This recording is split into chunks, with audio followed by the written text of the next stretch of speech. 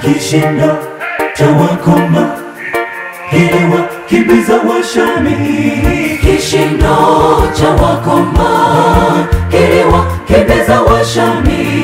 Kishindo cha wakoma kiliwakimbiza Washami. Mungu akiwa upande wetu, ni nani aliye juu yetu? Mungu akiwa upande wetu, ni nani aliye juu yetu?